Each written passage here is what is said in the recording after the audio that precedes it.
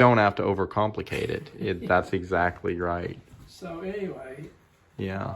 Was it harder to make the transition, you think, for you because of how much knowledge you had? Because you learned from you got degrees from three different universities, as I understand. You went to, you told me, Virginia Tech, Texas A&M, and the University of Georgia. So you've got a ton of, yes. you learned a ton of conventional ag protocols, procedures, probably, and lots of their thinking. Oh, I did. Was it harder to make a transition, you think, because of all that teaching? Well, it would have been had I not always, even when I was working for the University of Georgia, we always had animals on the farm. And I always felt like in my work with UGA Extension that if you didn't try something yourself, you better not be telling somebody else how to do it. Oh, that's true.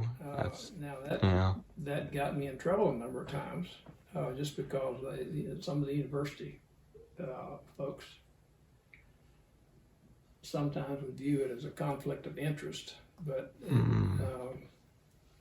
a conflict of interest that they felt like I was spending too much time doing things for me in my small operation. Of course, it wasn't small. We have run as many as 700 and 800 head of cattle, and it no longer do that, and don't ever plan to do it again. But we work with people that do that. Yeah. Our customer base for our sustainable genetics businesses. Would you talk a little bit about your sustainable genetics business, kind of what your mission or what you're doing with it? Well, it's an offshoot of this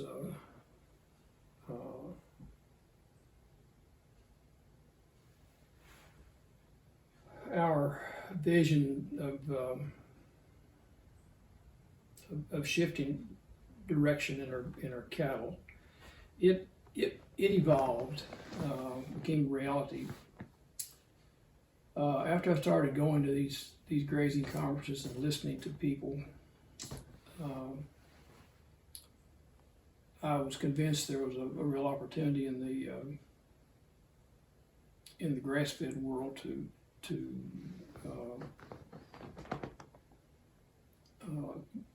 get in the grass-fed beef business. Okay. And for many, many years, I felt like the future of agriculture is trying to get the farmer as close to his end product user as possible for value added. That's right, exactly. True price discovery, because practically everyone that touches an ag product from the time it leaves the farm till it goes on the consumer's plate operates on a cost plus basis. But the farmer does not. She is a price taker.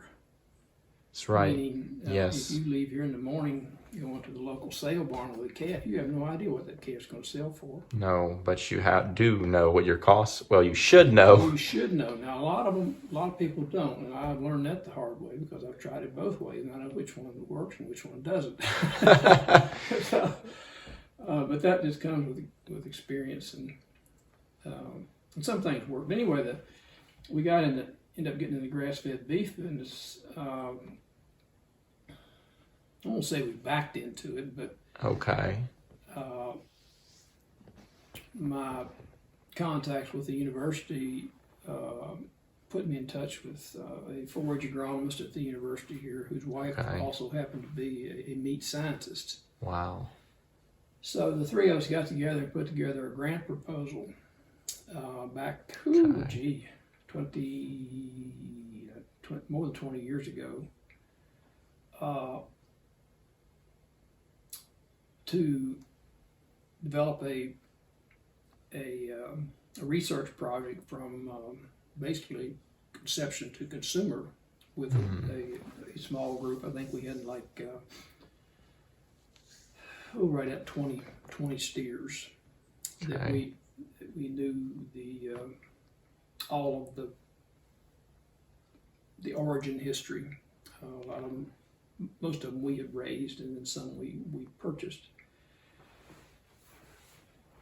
and took them right on through the development stage to trying to grass finish them.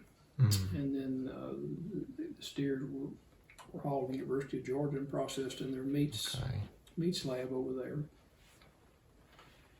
And the meat scientist did these taste pounds. She also quantified the levels of CLA and Oh, wow. the other amino acids. And they also had a side by side grain fed test in another farm in Piedmont area of Georgia.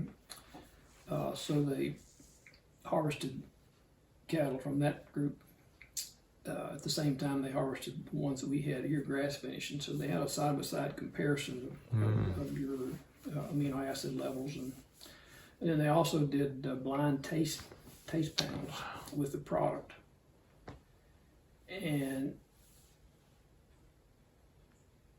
that over a period of 2 years kind of backed us into the grass-fed beef business, and my wife and I launched a small scale project.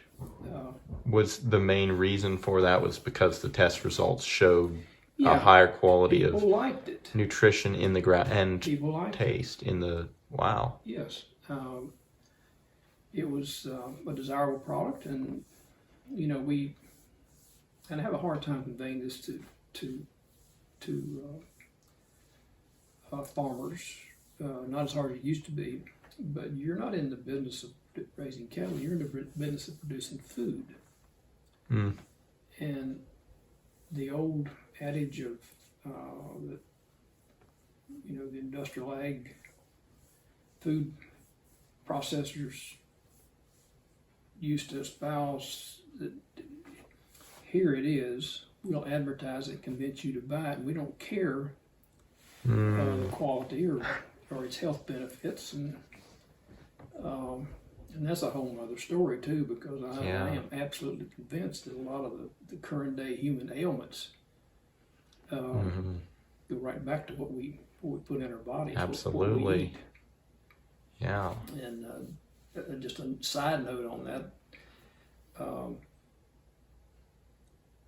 the CEO of our local health system here is a friend of mine, and he also has a farm, and he, to a fair degree, agrees with what I'm saying.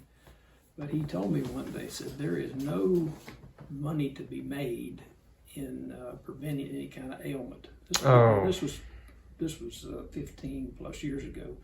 He said it's all in the treatment. Right. But it has changed some. So anyway, that particular health system has quite a wellness program now. So he can sell it. He can make money from it.